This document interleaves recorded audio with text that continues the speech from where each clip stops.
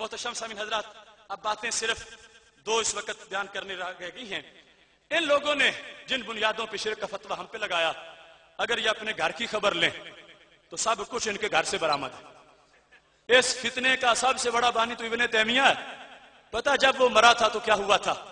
البدایہ جلد نمبر 14 صفحہ نمبر 522 552 اور 553 اس کے اندر یہ بات لکھی ہوئی ہے.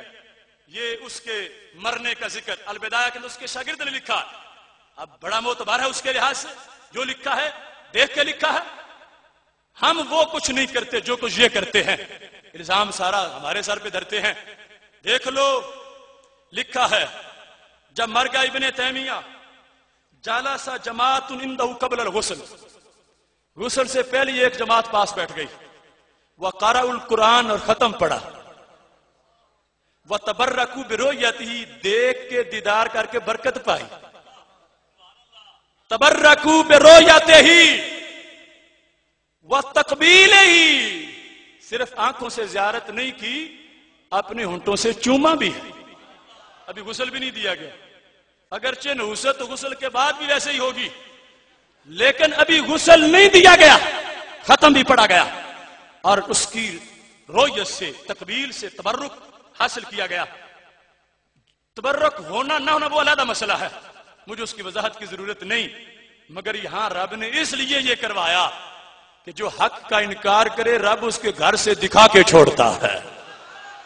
دیکھو ابو جہل نے کتنی ناک چڑھائی تھی اسلام سے، اللہ نے اکرمہ کو کلمہ پڑھا کے چھوڑا ہے.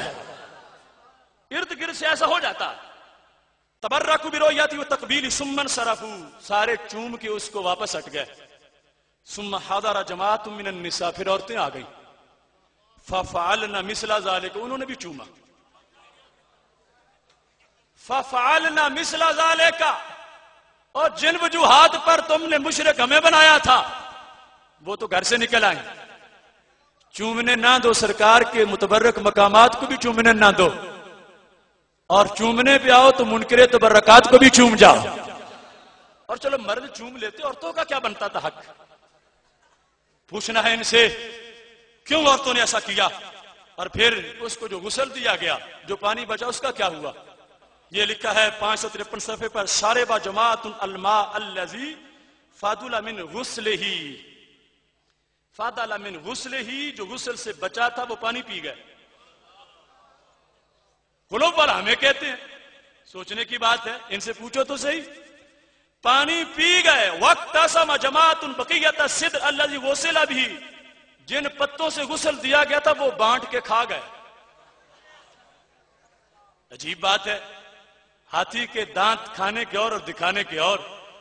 شرک کا فتویٰ لگانا ہو تو سرکار کا تبرک بھی حرام، اور اپنے گھر کی بات ہو، اپنے لیڈر کا قد بڑھانا ہو کہ کتنی دنیا تھی، محبت کتنی تھی، یہ ثابت کرنا ہو کہ جیلوں میں ویسے ہی ڈالا گیا، محبت بڑی تھی، تو پھر یہ بولا جا رہا. اور پھر کیا ہوا؟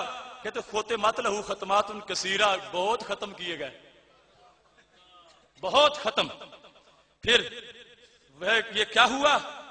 کہتے ہیں تردد الناس الی قبر ایاما کثیرہ لیلا ونہارا یبیتون عندہ ویصبحون، صبح و شام ڈیرے لگا کے قبر کے پاس بیٹھ گئے.